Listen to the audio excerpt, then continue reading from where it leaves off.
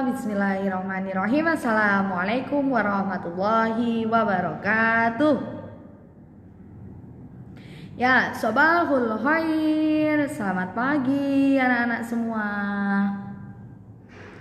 Kaifa halukum? Bagaimana kabar kalian?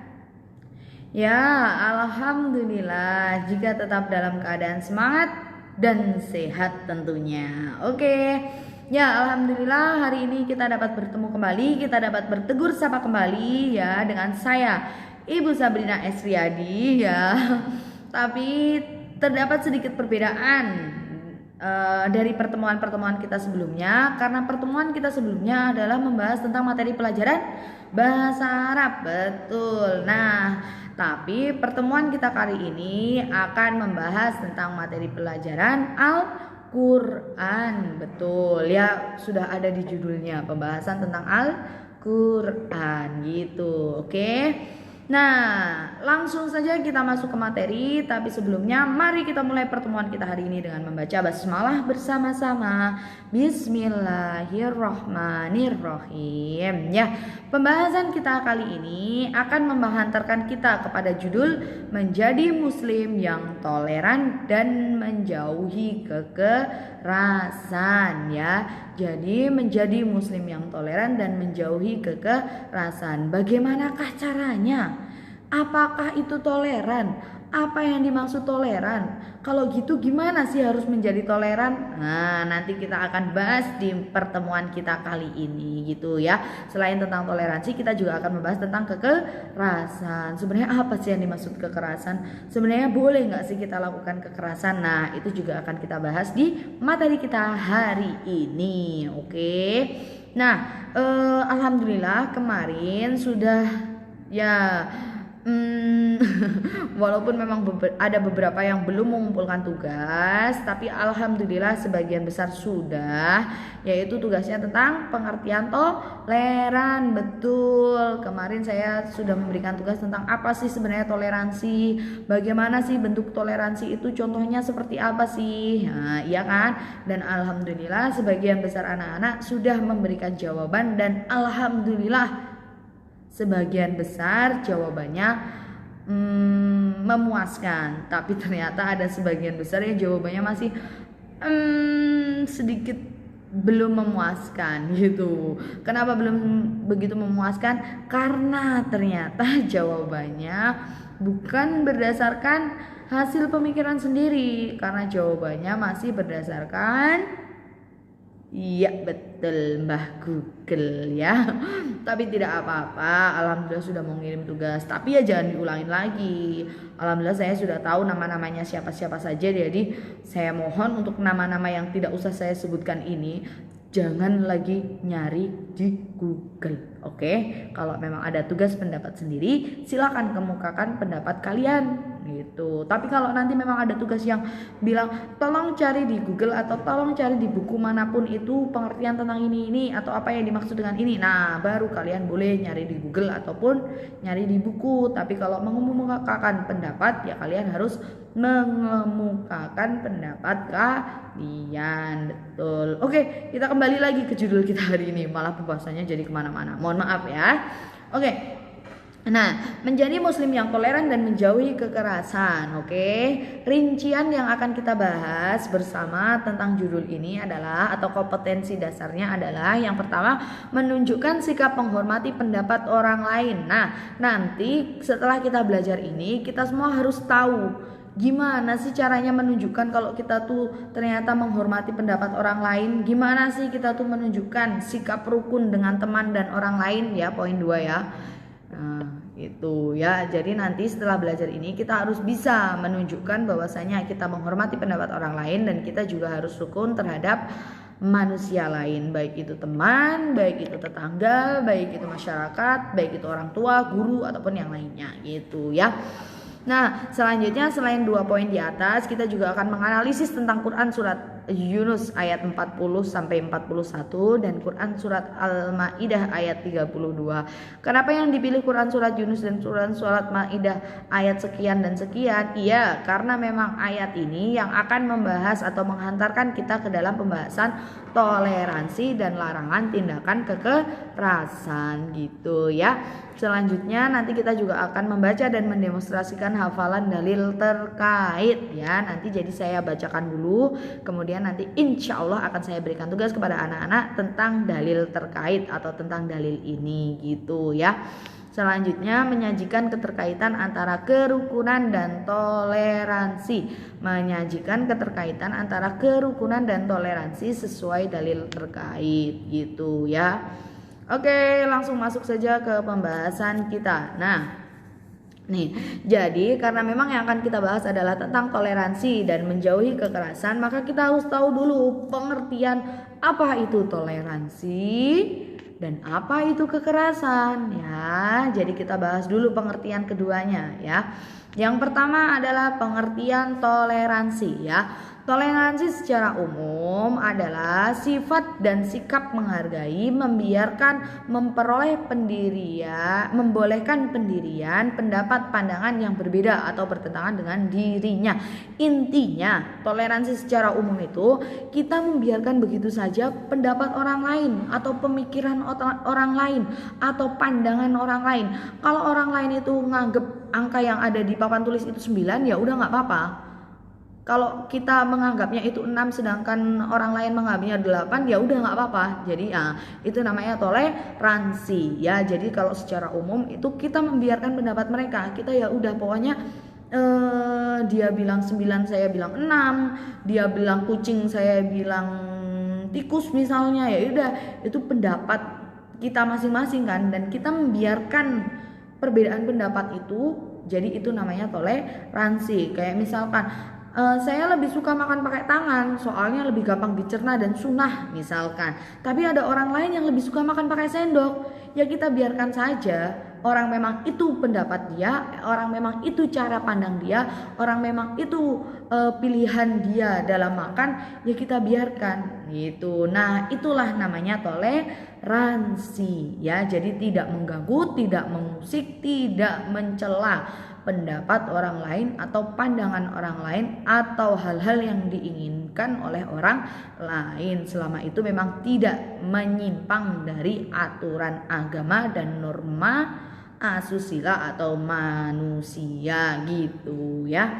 Oke, itu secara umum. Dan sekarang artinya toleransi dalam beragama ya. Kita baca dulu.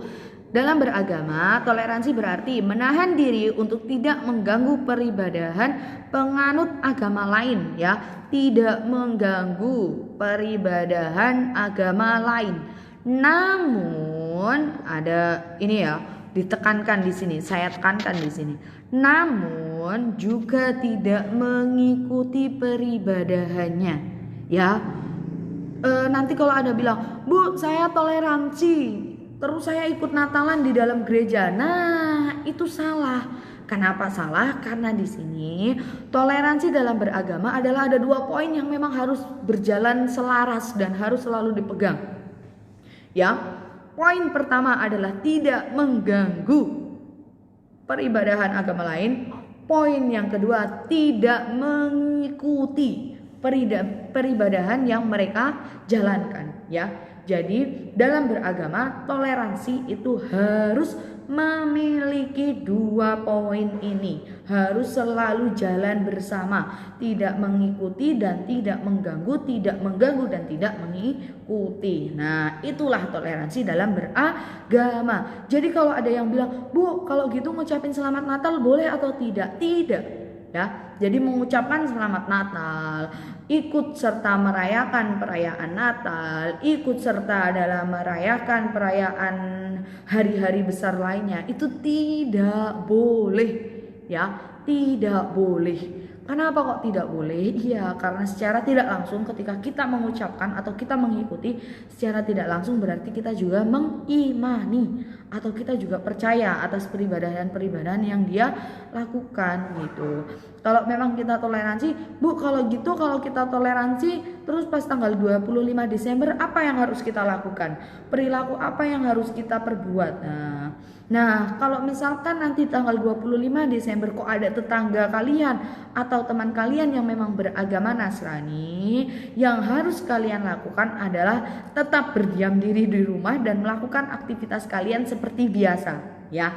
Jadi tidak mengganggu, tidak dengan menyebabkan dia malah tidak beribadah ke dalam gereja, tidak, tapi juga tidak mengucapkan gitu. Itu hal yang harus kalian lakukan ketika tanggal 25 Desember ya. Jadi tanggal 25 Desember kalian tetap melakukan aktivitas kalian sebagaimana mestinya orang muslim, tetap beribadah, tetap beraktivitas seperti biasa dan tidak usah mengucapkan selamat Natal, tidak usah mengucapkan semoga dan lainnya, tidak usah, tapi juga tidak mengganggu peribadahan mereka gitu. Oke. Jadi toleransi dalam beragama itu ada 2 poin. Tidak mengganggu peribadahan agama lain dan tidak ikut serta dalam peribadahan agama lain ya. Yang tidak ikut serta ini selalu saya tekankan karena beberapa masih menganggapnya toleransi itu nggak apa-apa kok, ikut-ikutan dikit kan toleransi. Tidak. Toleransi kadang-kadang aku ikut ke gereja temenku setiap minggu, itu tidak, itu namanya bukan toleransi ya, itu bukan toleransi ya. Jadi itu cuman ya kalian aja yang penasaran, kita aja yang kalau penasaran makanya pengen ikut-ikutan gitu, tapi itu sudah menyalahi aturan agama dan sudah merusak akidah kita sebagai muslim gitu ya. Oke, jadi harap selalu diingat, harap selalu dicamkan atau selalu dipraktekkan atau selalu ditanamkan bahwasanya kalau toleransi dalam beragama ya udah kita nggak ganggu dan kita nggak ngikuti, cukup sudah sampai situ saja, tidak usah berlebihan gitu.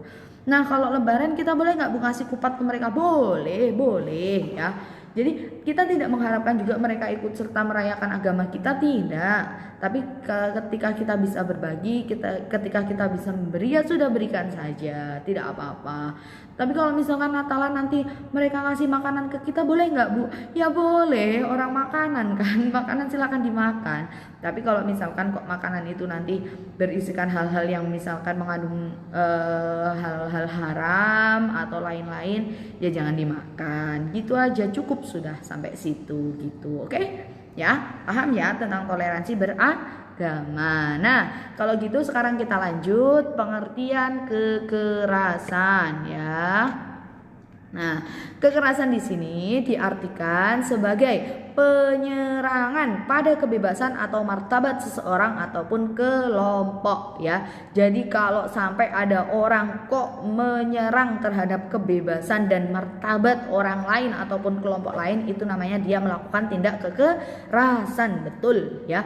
Jadi kalau ada orang kok seenaknya, akhirnya orang lain menjadi terganggu kebebasannya, akhirnya orang lain menjadi terganggu martabatnya atau harga dirinya, nah itu namanya orang tersebut melakukan tindakan kekerasan ya.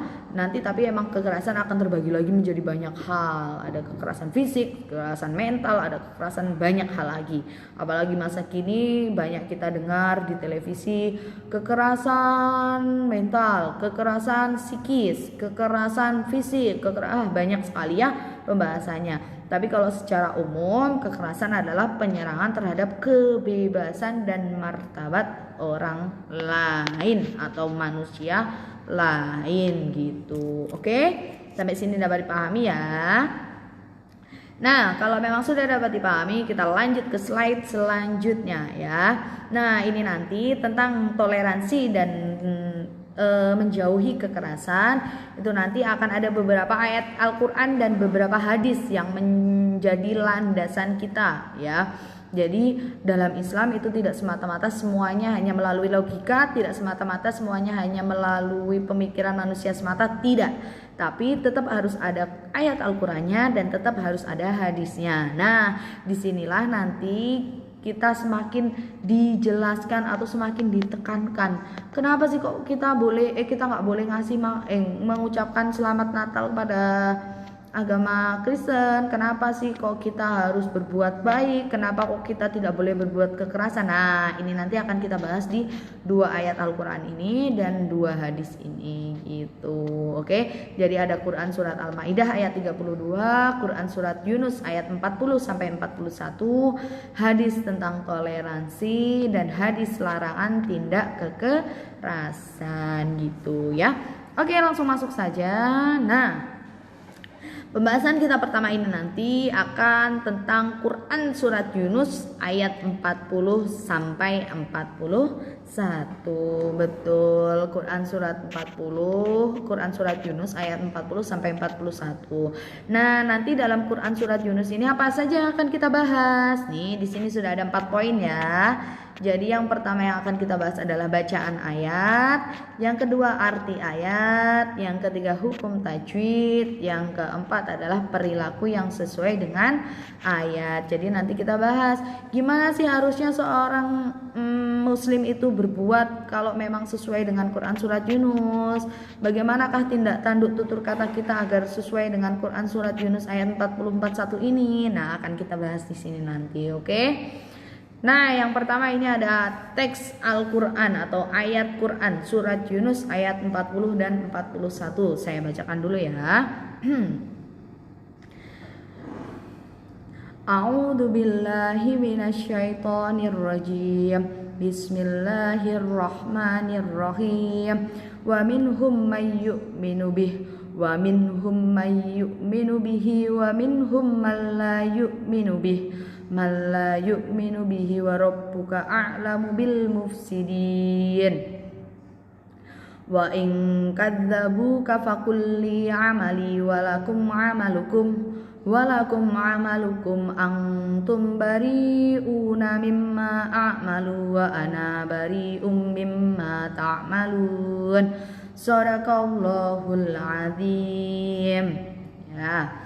Adapun arti dari Quran surat Yunus ayat 40 sampai 41 ini adalah, dan di antara mereka ada orang yang beriman kepada Al-Quran, dan di antaranya ada orang yang tidak beriman kepada Al-Quran. Sedangkan Tuhanmu lebih mengetahui tentang orang-orang yang berbuat kerusakan. Dan jika mereka tetap mendustakanmu Muhammad, maka katakanlah, bagiku pekerjaanku dan bagimu pekerjaanmu. Kamu tidak bertanggung jawab terhadap apa yang aku kerjakan, dan aku pun tidak bertanggung jawab terhadap apa yang kamu kerjakan. Nah, di sini Allah menjelaskan bahwasanya, hai orang-orang beriman, memang akan ada orang yang mengimani Al-Quran, tapi juga akan ada orang yang tidak mengimani Al-Quran. Tapi apapun itu, tapi bagaimanapun itu, Allah tentunya jauh lebih tahu manakah yang memang beriman dan manakah yang justru berbuat kerusakan gitu ya. Dan yang ayat selanjutnya itu ditekankan lagi juga kepada Nabi Muhammad dan kepada kita semua manusia, bahwasanya udah, pokoknya toleransi itu cukup. Bagimu pekerjaanmu, bagiku pekerjaanku. Kamu tidak bertanggung jawab terhadap pekerjaanku, dan aku juga tidak bertanggung jawab terhadap pekerjaanmu gitu ya. Jadi dalam toleransi itu seperti itu. Kita pokoknya kalau orang itu milih A, ya udah biarin aja. Kita nggak tanggung jawab nanti A itu akan membuat dia terbang tinggi, atau hal A itu akan membuat dia terjun bebas. Itu kita nggak bertanggung jawab untuk itu. Dan kita kalau milih B, nanti kita mau terbang ke atas atau jatuh ke bawah, ya orang itu juga tidak bertanggung jawab terhadap apa pilihan kita gitu. Nah, itulah yang dinamakan dengan toleransi ya. Jadi toleransi itu seperti itu, sudah tidak saling mengganggu tapi juga tidak ikut campur gitu ya. Lanjut, oke. Nah, di sini ada hukum tajwid ya. Hukum tajwid ini adalah tata cara kita atau cara kita dalam membaca Al-Quran ya. Jadi hukum tajwid memang hanya ada di Al-Quran saja. Kalau di teks bahasa Arab, di koran Arab, di buku majalah Arab itu nggak usah pakai buku tajwid, nggak usah pakai hukum tajwid ya. Jadi membaca menggunakan tajwid ini hanya untuk membaca Al-Quran saja. Al-Quran tok gitu kalau bahasa Jawanya ya. Jadi benar-benar cuman Al-Quran aja, nggak usah kok nanti baca koran Arab pakai hukum tajwid, nggak usah gitu. Nah, kenapa sendiri kok tajwid harus dipakai di Al-Quran? Iya, karena memang Al-Quran ini adalah kalamullah, perkataannya Allah ya. Jadi wahyunya Allah yang memang disampaikan ke kita. Jadi harus benar-benar kita jaga. Kalau sampai kita kok nanti bacanya salah huruf atau salah pembacaan dan akhirnya menyebabkan salah arti, nah tentunya nanti akan berbahaya juga bagi kita ya. Jadi ketika bahasa Arab itu memang sedikit berbahaya ya, harus benar-benar diteliti dengan baik dan benar, karena salah satu huruf saja nanti bisa mengubah makna tentunya juga akan mendatangkan gitu ya, jadi tidak baik gitu. Oke, nah kita langsung masuk saja ke dalam hukum tajwid yang ada di Quran surat Yunus ayat 40 sampai 41. Nih ada ayat yang pertama, wa minhum malla ya, wa minhum malla. Di sini ada garis-garisnya, wa minhum malah wa minhum ya, wa minhu ini ada satu garis ya, ini ada satu hukum tajwid malah ya. Di sini ada hukum tajwid lagi dan di sini ada hukum tajwid lagi ya. Di sini jadi ada 3 hukum tajwid. Yang pertama adalah idhar halki ya. Idhar halki. Kenapa dinamakan hukum tajwid idhar halki? Iya, apa yang menyebabkan hukum idhar halki? Nah, di sini nih dapat kita lihat. Ketika ada nun sukun bertemu dengan huruf h yang berat ya. H yang berat. Nah, di situ maka huruf nun harus dibaca dengan jelas. Wa min hum, wa min hu, wa min hum, wa min hum. Nah, di situ kan nunnya jelas, nun matinya jelas. Nah, di sini ada nun mati bertemu dengan huruf h, makanya masuk ke dalam hukum bacaan idhar halki, betul. Yang kedua adalah hukum bacaan idgham mimi ya. Wa min malla. Nah, jadi mimnya mim mati ketemu mim hidup ya. Jadi di sini ada huruf mim berharokat sukun atau mati. Nah, sedangkan setelahnya ada huruf mim hidup. Ini harusnya di sampingnya sini ya, tapi berhubung memang tidak muat makanya saya taruh bawah ya. Tapi ini sebenarnya harusnya nyambung, oke? Jadi wa minhum malla. Mim mati ketemu mim itu dibacanya sama-sama seperti ditasdidkan, dimasukkan gitu. Wa min hum malla, wa min humma, wa min humma, wa min humma. Jadi dimasukkan 2 ketukan. Wa min humma itu. Kalau tadi idhar halki itu 1 ketukan. Wa min hum, wa min hum itu jelas kan nun sukun, itu idhar halki. Kalau sekarang idgham mimi itu mimnya ditahan 2. Wa min hum malla gitu. Oke? Ya, idgham mimi. Jadi ketika di situ ada mim mati atau mim sukun bertemu dengan huruf mim berharokat hidup itu. Nah, yang terakhir di poin pertama adalah hukum bacaan idgham bila gunnah. Kenapa kan dinamakan idgham bila gunnah? Iya, karena di sini ada nun sukun bertemu dengan huruf lam ya. Nun sukun bertemu dengan huruf lam maka dimasukkan ke dalam hukum tajwid idgham bila gunnah. Bagaimana membacanya? Wa min hum malla. Nah, jadi nun sukunnya seolah-olah jadi hilang, malah jadi berubah ke dalam huruf lam. Betul, jadi malla, malla bukan manla, bukan, salah ya. Manla itu salah, apalagi mangla. Cara membacanya bukan manla, bukan mangla, bukan, tapi cara membacanya malla, langsung dimasukkan. Oke, malla. Nah, itu masuk hukum bacaan idgham bila gunnah. Betul, lanjut. Bil mufsidin, bil mufsidin. Nah, di sini ada alif lam. Setelah itu ketemu huruf mim. Ini ya yang ada garis bawahnya ini. Nah, ini termasuk ke dalam hukum bacaan idhar qamariyah atau bisa juga disebut dengan alif lam qamariyah ya. Jadi alif lam ini nanti wajib dibaca jelas karena dia termasuk hukum bacaan qamariyah, alif lam qamariyah atau idhar qamariyah. Cara membacanya gimana?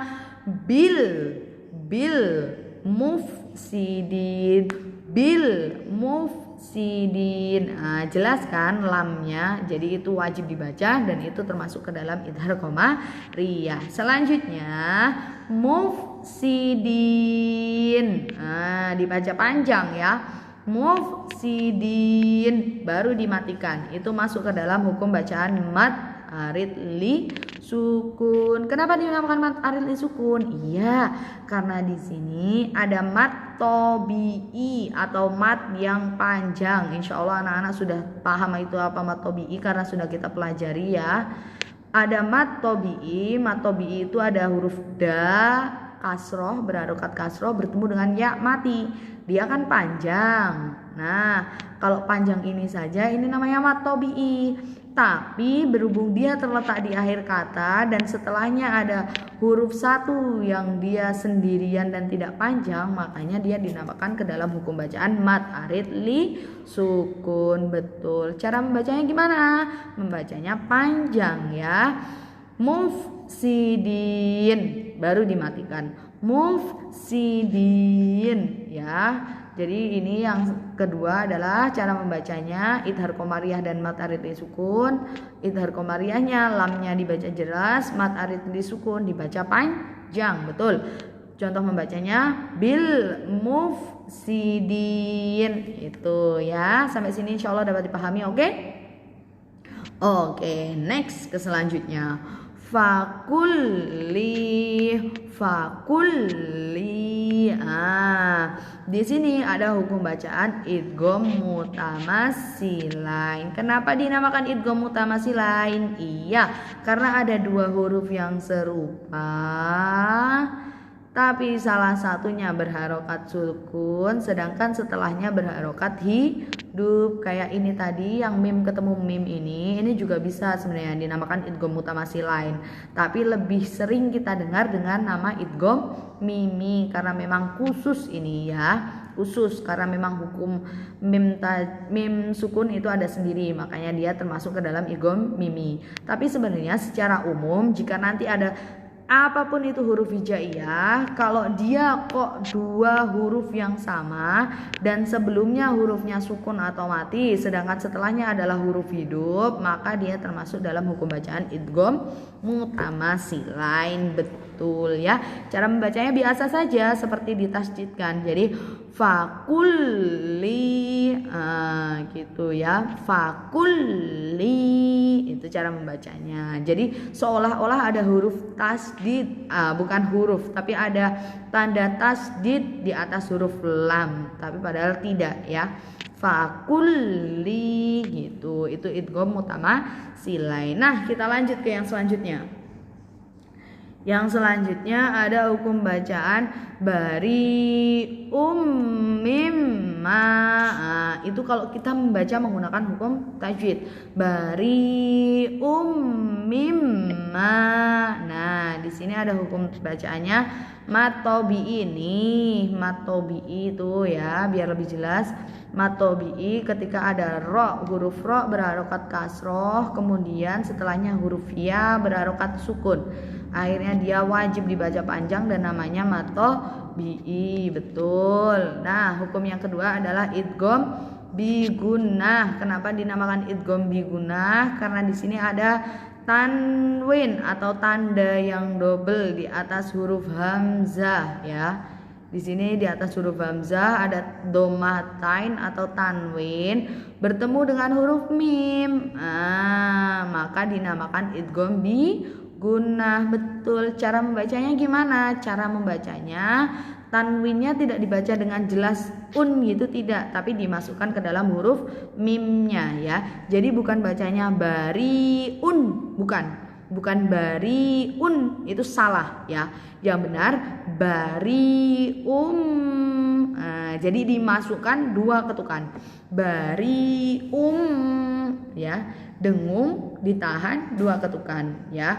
Barium ya di sini. Bari matobi barium idgham bigun. Nah, betul. Oke. Lanjut.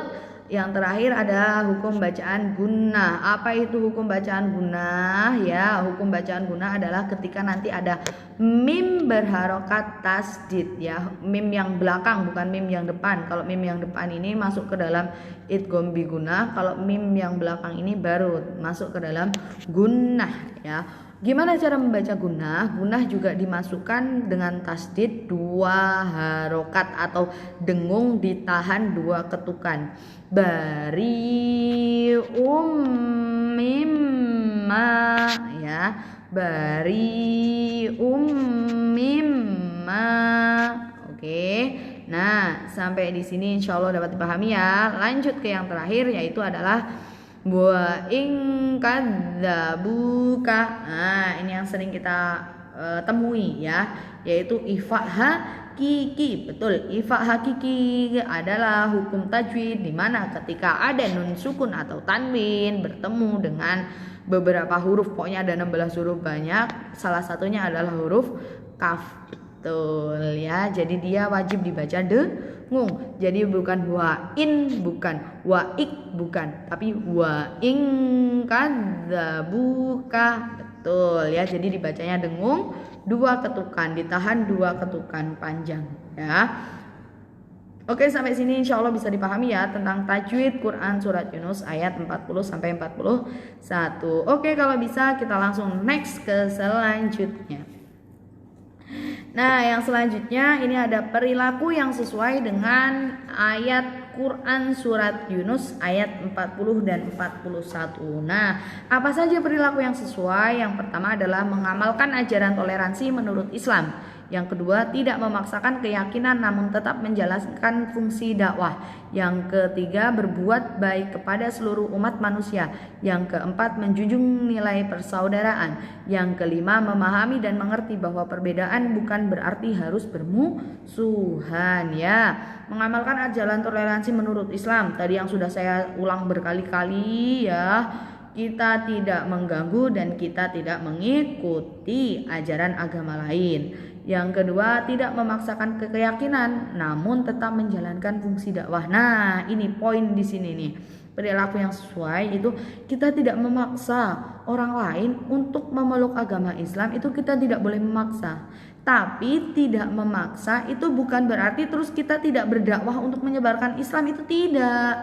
Kita tetap harus berdakwah untuk menyebarkan Islam, tapi tidak boleh dengan memaksa. Nah, kalau gitu gimana dong Bu cara berdakwahnya? Ya, cara berdakwahnya dapat kita lakukan dengan melakukan perbuatan baik, dengan melakukan perilaku baik yang menunjukkan bahwasanya muslim, seorang muslim itu tuh baik loh. seorang muslim itu tuh hidupnya nyaman, hidupnya aman, hidupnya terjamin. Nah, itu adalah cara dakwah yang harus kita lakukan ya. Jadi tidak memaksa, tapi bukan berarti terus ya udahlah aku seenaknya saja membuat agamaku terpandang buruk, membuat agamaku dinilai buruk. Nah, itu tidak boleh. Itu namanya merusak agama Islam itu sendiri ya. Jadi kita sebagai seorang muslim tidak boleh memaksa, tapi juga bukan berarti meninggalkan dakwah ya. Kita harus tetap membuat orang-orang yang beragama non muslim itu tuh menjadi tahu, oh ternyata seorang muslim itu baik, oh ternyata orang-orang yang memeluk agama Islam itu santun, oh ternyata orang-orang yang memeluk agama Islam itu memang dapat dianut atau dapat menjadi teladan. Oh ternyata agama Islam itu agama yang aman, nyaman, dan memberi keselamatan gitu. Jadi kita harus memberikan pemahaman itu kepada orang lain yang beragama non Islam gitu. Tapi pemahamannya tidak dengan cara memaksa, betul ya. Nah, berbuat baik kepada seluruh manusia ini mencakup dalam poin kedua, menjunjung nilai persaudaraan ya. Ini juga toleransi. Misalkan kok ada sepupu kita yang Kristen, atau misalkan ada lagi ternyata orang tua kita Kristen. Nah, itu kalau kita mengimani Quran surat Yunus ayat 40 sampai 41, maka perilaku kita tetap harus menjunjung nilai persaudaraan. Kita tetap harus sama saudaranya, tetap harus akur, tetap harus akrab, tetap harus saling menyapa walaupun kita tidak seakidah dalam beragama gitu. Ya, bukan berarti wah dia agamanya lain berarti dia bukan saudaraku lagi. Tidak boleh seperti itu.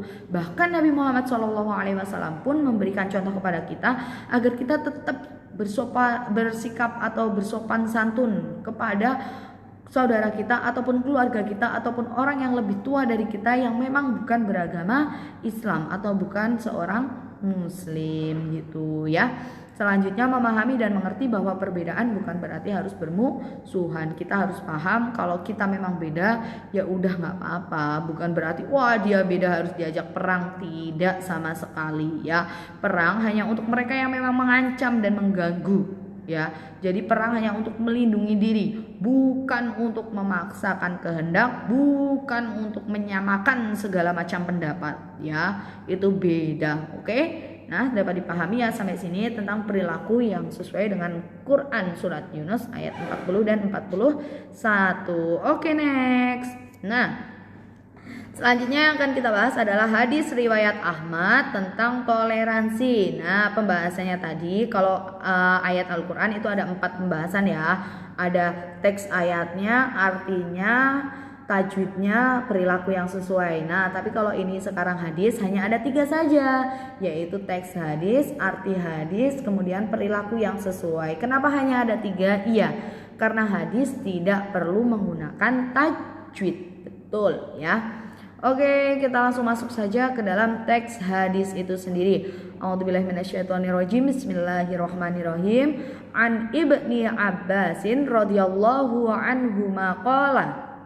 Ya, jadi ini Ibnu Abbas yang berbicara. Rasulullah Shallallahu Alaihi Wasallam menyampaikan, qila li Rasulillahi Shallallahu Alaihi Wasallam, ayyul adyani ahabbu ilallah azza wa jalla, ayyul adyani ahabbu ilallahu azza wa jalla. Qala al-hanifiyatu as-samhatu ya, yang artinya ini rawahu Ahmad, yang diriwayatkan oleh Ahmad ya. Di sini dari Ibnu Abbas radhiyallahu anhu berkata bahwa Rasulullah Shallallahu Alaihi Wasallam pernah ditanya oleh seseorang, agama manakah yang paling dicintai Allah Azza wa Jalla? Beliau menjawab, agama yang lurus dan toleran ya. Jadi di sini Allah menegaskan bahwasanya Allah menyukai agama yang lurus, agama yang tetap dengan tauhid ya, tetap dengan tauhid atau tetap dengan akidah, tetap dengan pengesaan Allah semata, yaitu agama Islam, agama yang lurus, agama yang tetap mengimani Allah saja tidak dengan lain-lain, dan agama yang toleran. Betul. Jadi Allah lebih menyukai agama yang lurus lagi toleran.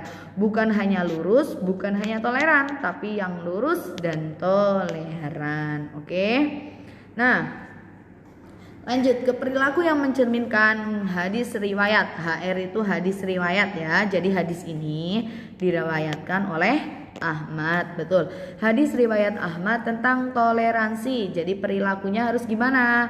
Yang pertama yang poin biru, menghargai pendapat orang lain, jelas. Yang poin hijau, menjaga perasaan orang lain, jelas. Yang poin abu-abu, menghindari perdebatan yang tidak produktif. Yang poin merah, berhati-hati dalam perkataan, dalam berkata. Yang poin hitam, mudah memaafkan. Nah, jika memang kita menganut jika memang kita menganut hadis riwayat Ahmad ini, ketika kita menjalankan toleransi, kita harus bisa menghargai pendapat orang lain, menjaga perasaan orang lain, menghindari perdebatan yang tidak produktif, perdebatan yang tidak penting ya. Makan pakai tangan apa sendok? Sendok aja, tangan aja, sendok aja, tangan aja, itu kurang produktif, tinggalkan saja. Selanjutnya berhati-hati dalam berkata ya, menjaga perasaan orang lain dan berhati-hati dalam berkata itu harus satu paket ya. Dan memang satu paket, itu harus selalu kita jaga. Kalau memang kita mematuhi dan menaati perintah Allah dan Rasul, yaitu sebagai orang yang toleransi. Dan yang terakhir adalah mudah memaafkan.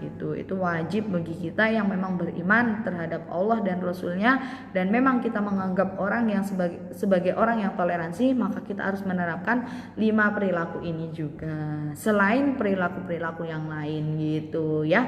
Oke, dapat dipahami ya tentang hadis riwayat Ahmad ini. Oke, kita lanjut.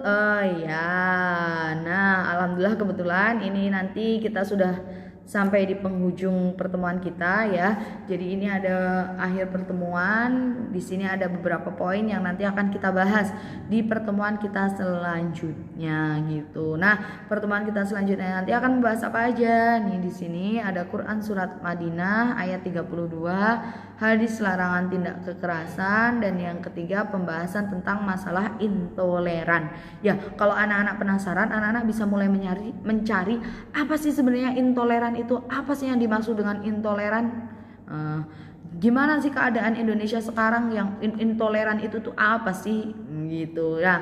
Nanti coba anak-anak cari dulu di rumah, cari di handphone. Nah, ini baru boleh browsing, silakan cari di Google, bukan pendapat sendiri, bukan, tapi cari di Google apa itu intoleran. Nah, sekarang baru boleh ya tanya Mbah Google. Kalau yang tugas-tugas memang harus pendapat ya harus pendapat. Masa yang tugas pendapat nyari Mbah Google, yang Mbah Google juga nyari Mbah Google, ya kan Mbah Google jadinya yang pinter gitu ya.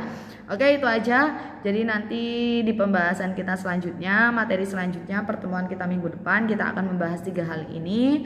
Dan semoga anak-anak tetap dapat semangat, tetap dapat mengikuti pembelajaran dengan baik, benar, dan oke gitu ya. Nah, mungkin itu saja. Oh iya, jika memang ada hal-hal yang dirasa kurang dapat dipahami, atau misalkan saya dalam menjelaskan kok terlalu cepat, atau ada hal-hal yang mau ditanyakan, silakan saja nanti tuliskan di kolom komentar ya. Kalau memang di kolom komentar malu ya bisa WA ke nomor pribadi saya ya. Atau bisa juga misalkan kok ada hal-hal yang masih kurang dapat dipahami dan mau ditanyakan, silakan datang ke sekolah, nanti saya jelaskan secara pribadi di sekolah gitu ya. Saya jelaskan secara langsung, maksudnya mohon maaf, saya jelaskan secara langsung di sekolah gitu. Kalau memang mau meminta penjelasan secara langsung ya, insya Allah kalau kalian datang ke sekolahnya di jam-jam kerja, maksudnya jam-jam yang memang waktu untuk sekolah, insya Allah saya ada di sekolah gitu. Tapi kalau kalian datang ke sekolah jam 5 sore, jam 3 sore ya insya Allah saya sudah tidak ada di sekolah gitu ya. Oke, mungkin itu saja dari saya. Maaf bila ada salah-salah kata dan perbuatan. Maaf jika saya menjelaskannya terlalu cepat atau terlalu muter-muter. Sekian dari saya. Aqulu qauli hadza, syukron. Assalamualaikum warahmatullahi wabarakatuh.